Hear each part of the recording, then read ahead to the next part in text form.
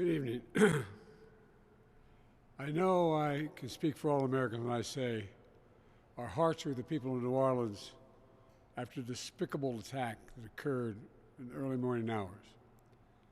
To all the families of those who were killed, to all those who are injured, to all the people of New Orleans who are grieving today, I want you to know I grieve with you.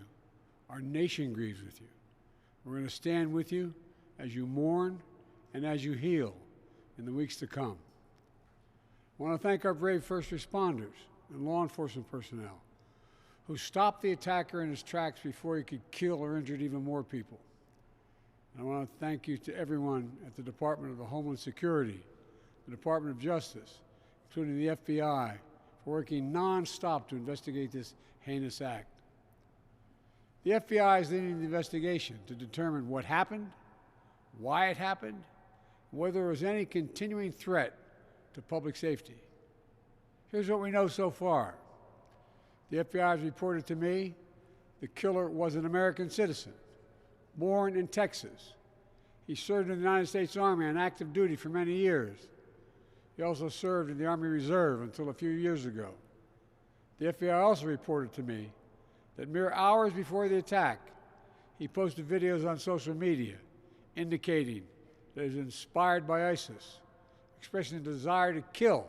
The ISIS flag was found in his vehicle, which he rented to conduct this attack. Possible explosives were found in the vehicle as well, and more explosives were found nearby. The situation is very fluid, and the investigation has a preliminary stage. And the fact is that right now, there you go. The law enforcement and intelligence community are continuing to look for any connections, associations, or co-conspirators. We have nothing additional to report at this time. The investigation is continuing to be active, and no one should jump to conclusions. I've directed my Attorney General, the FBI Director, the Secretary of Homeland Security, the head of the National Counterterrorism Center, and the intelligence community to work on this intensively until we have a full and complete information. And once we have that information, I will share that information as soon as we can confirm it. Additionally, we're tracking the explosion of a cyber truck outside the Trump Hotel in Las Vegas. Law enforcement and the intelligence community are investigating this as well, including whether there's any possible connection with the attack in New Orleans. Thus far, there's nothing to report on that score at this time.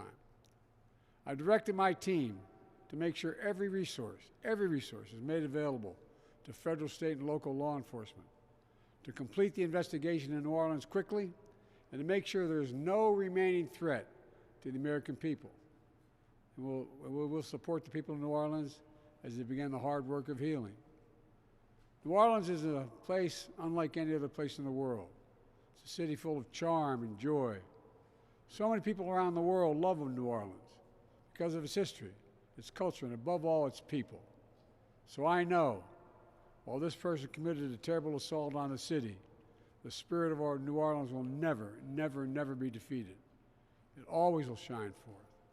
We've seen that time and time again throughout its history, and I know we'll see it again in the days and weeks ahead. May God bless the people of New Orleans. May God bless our police and our first responders. May God protect our troops, and we'll keep you fully contemporaneously informed. Thank you.